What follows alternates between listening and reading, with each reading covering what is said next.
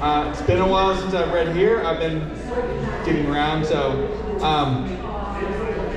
but this is once a month now, so this is a little bit weird for me. So I got here today. So I'm going to read one that I read here before. It's about East Rock, or it's actually about New Haven. Then I'm going to read one about Sleeping Giant, which is the other mountain. And then I'm going to read one that I wrote recently, which is about friendship. So this first one is about East Rock. And it's called On Faith. And trust me, it's eventually about East Rock. It's also religious, but it's my kind of religion, so it's not really religious. On Faith. Cracked asphalt, long retired from use by a heavy steel gate, as a security measure against rogue souls who took lives or to protect those who lost theirs, leads the way up the backside of East Rock for those who wish to ascend under their own power, zigzagging steadily, a moderate pitch, rising in contrast to sheer walls of tan trap rock, staying darker in streaks of cascading spring thaws and adolescent spray cans, confessing love and presence. The ancient frame under me creaks, a French 10-speed, older than I, complaining as I do all the work, pumping legs pushing, the whole brake forward, steadily climbing towards a purpose no greater than destination. The top, crowded with cars and kids and adults trying to steer both. My sweat boils to the surface, free from the steady drying wind of cruising speeds and pours in tiny rivers, cutting channels through dust-drenched skin, darkening cloth of shirt and pant, before dripping to pavement, instantly evaporating into almost humid air. The periphery of onlookers seems disinterested in the view. The only reason they step out of their air-conditioned Escalade and Yukon, adventurous spirits exploring the savage lands of New Haven and outfitted four-wheel drives.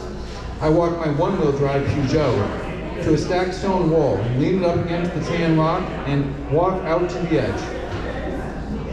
The streets of the city stretch perpendicular, a gridwork of grays under cloud shadows, sliding, distorting under treetops and buildings, the contours of the landscape. The cluster of downtown, natureless in contrast to the surrounding green of Woodbridge and Orange, evidence of man made sparse from the bird's eye, not even a thin trail of smoke rising from the chimney of some sylvan home, but downtown stands as proud monument to years of living without nature, surrounded by nature. In the midst of this sprawl of concrete and brick, from the long swaths of green lawn, framed by asphalt rivers, burying cars and buses, rise the spires of three Protestant churches, almost 200 years old, reminders to passers-by, monuments to God's glory, as their white-capped peaks unceasingly stretch towards the heaven just out of our reach. But on the edge of the town, rising behind the industrial complexes and the slums of the State University, extending into the wilds of Woodbridge, above Dammed Reservoir, stands the sister, West Rock, now deserted, though once thriving, with picnics and tourists, children and American Steel, Whaley and Goff. Hidden from view, away in the north, lies the awkward round hills of an ancient giant, the crown of his head scraped away by industrial vandals, his left hip weighted down by a romantic tower from which one might view the surroundings without nature standing in one's way. And I stand alone on top of this crag, contemplating longevity, contemplating trinities, the three peaks of man built in God's name, and the three peaks of God's rising even higher.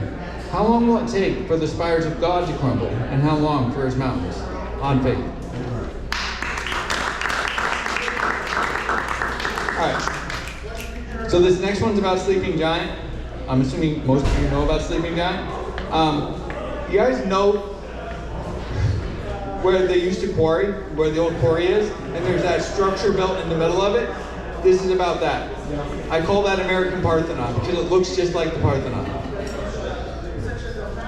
This is Reflections on an American Parthenon. From the intersection of purple and red, vacant acres of tight-cropped lawn spread, an artificial meadow, towards an ancient compilation of arches and trusses, a state of disintegration, a temporary house, a sanctuary for plants and animals thriving on neglect, and on the surroundings of man's forgotten past. I've been here before. An ancient wooden beam, creosote-soaked, toxic, a abuts one column of the wall amidst crumbling blocks of concrete, outmoded of purpose, and steel framing rusted, once a steady support for a roof or a floor. I hoist myself up, fearing for an instant the possibility of falling backwards into the debris below, adrenaline pumping as sweaty hands grip weathered concrete, and I lunge, committing, forward, up, on top, and come to rest on the hard, rough surface with insects, arachnids, and others, feeling my quickened breath and pulse, out of place in the calm of quiet surroundings. This place is haunted by the ghosts of machines, by cricket hum, by lawnmower whir, who can't wait for next spring to continue their songs. Signs of life here, echoed in invasive true blue nylon, etchings on stark industrial pylons, vandals attacking vandals. Introduced species of weeds claim territory of the ground, once blanketed by weaker native greenery. Virginia creeper far from home. Go through the throes of autumn's red, orange, and yellows. Clinging desperately to these sad walls, Euonymus alatus fizzle pink in the fall, rather than burning, evidence of God's fire extinguished.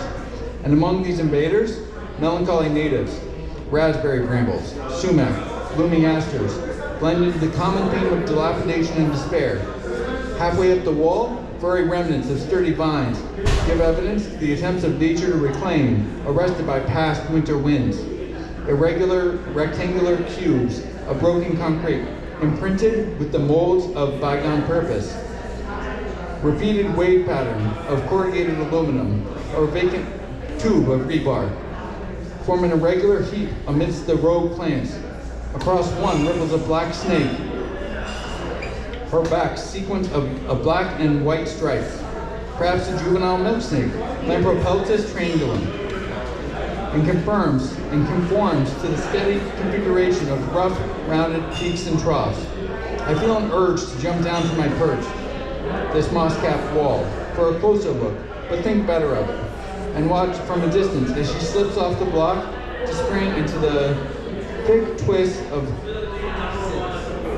of matted weeds and warmth of the ground. I am left with the sounds of crickets and light wind blowing through crisp edges of yellowed maple leaves, brushing back and forth against each other until they can hold it no longer, relinquish their tentative grips, and fall for the only time to eternity. I've been here before. And from a distance, the ebb and flow of deep automotive buzz, engines and tires on asphalt highways, encroaches on this site where nature tries to start over. Reflections on the American Parthenon. All right. I have one more if time allows. This one's more recent. This one's called Mosaic, and this is inspired by the lawn song that we sang. So, it's called Mosaic. This mosaic I built with tiles I've collected, tiles who've collected me, we grow every day, not in the size of 2 dimensions, but in depth, growing deeper, layers added over the past. More recent layers wrap the top, not merely covering layers below, adding additional dimensions, adding additional images, adding additional colors into the darkness of myself. These tiles are in motion, constantly vibrating, pulsing with enthusiasm, endurance, not trying to escape, just sliding, beside one another, constant motion. The changes are gradual, adding up to who I am. In any chapter, at any moment, time moves on. So do we, unless stagnant. Mosaic. Thanks, guys.